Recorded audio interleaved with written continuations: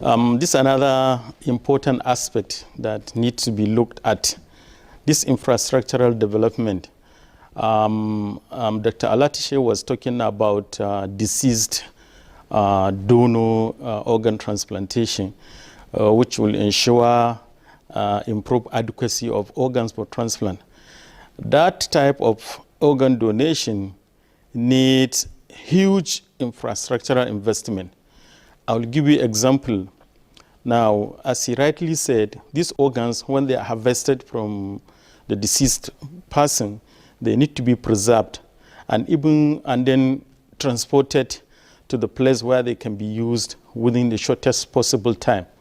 And this organ procurement, organ preservation, organ transportation need a huge infrastructure from the personnel involved, then to laboratory assessment and investigations, and then a huge data that's available for easy access. Now, when you get the organ, you'll be able within minutes to decide who will benefit from that organ. And then you need to transport that organ within the shortest possible time in the best of conditions. And this we are talking about huge infrastructure in terms of transportation of the organ. I will give you an example where I train in a hospital.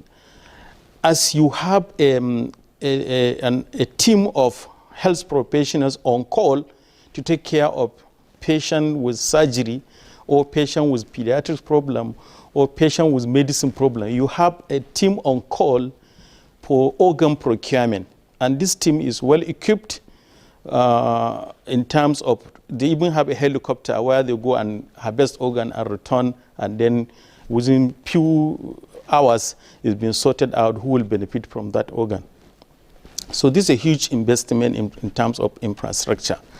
I'm happy, Latisha rightly mentioned several times the effort of the government, and even on the living donor organ transplantation, it needs huge infrastructure.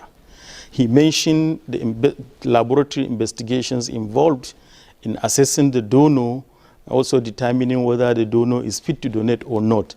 There are several tests involved, and the final one is what is called tissue typing and cross-match test, which is not available until recently in the country. You can see why we were lagging behind. I'll give you a small history. When we started the transplant in Kano 2002, we have to transport the sample from Kano to initially Sudan. Then the system collapsed. We have to now move to Cairo. We take sample to Egypt for tissue typing test. And then the system also collapsed. We now have to take it to UK, Bristol Hospital. Now the system also collapsed with involvement of Ebola. Then British government said no more tissue samples from Africa.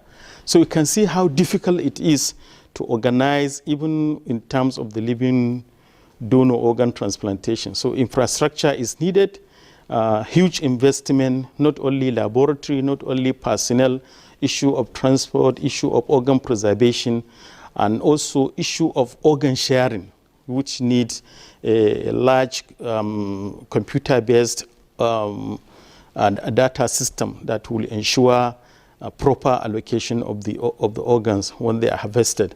And I'm happy government is doing something recently. TED Fund invested a huge amount of money in some centers to improve in this issue of organ transplantation through some universities and their teaching hospitals. So as Olatish said, we are evolving, we are moving, and we are making some progress. I hope one day we will be there. But infrastructure, as rightly said, is a huge challenge and is multidimensional. So many aspects of infrastructural development are needed for proper organ transplantation in Nigeria. Thank you.